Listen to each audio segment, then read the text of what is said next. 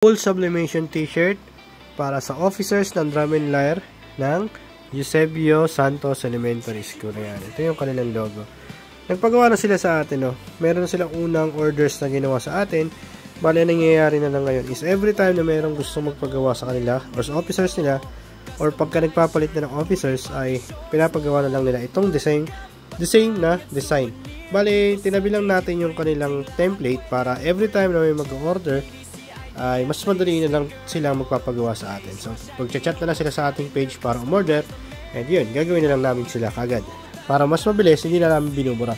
Since sabi rin naman nila na magpapagawa po sila ulit, kaya hindi na natin binubura yung kanilang file. So, ganun lang po kami. Kapag meron din pong gusto magpagawa kagaya nun, hindi rin po namin agad ibubura para in case na may mga mag-order pa sa inyo, ay madali po natin silang magagawa. Ayan. Siyempre, meron po ulit tayo ditong top stitch sa balikat. Yan, kabilaan po yan. And maganda yung ginagamit nating ribbings yan. Saktong-sakto. Ang ganda ng color combination nito. Yung layout nito, tayo na yung nag-layout nito. Kasi yung binigay nilang unang layout sa atin is malabo. Tayo na nag-arrange ng layout para maisakto natin sa pang team ng Drum and Lyre. Ayan.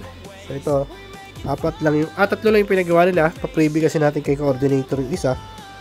Tatlo lang yung umabol. Yan. Kapag naghahanap po kayo ng kagaya nito na full sublimation na t-shirt, pwede nyo po ako i-message or ang aming Facebook page. Meron din po kami i-store sa TikTok, Lazada, and Shopee. Pwede nyo po kami i-visit doon. Lalagay ko po sa description ng video na ito kung saan nyo po pwedeng bisita yung aming mga links. Yan. Ang ganda, di ba?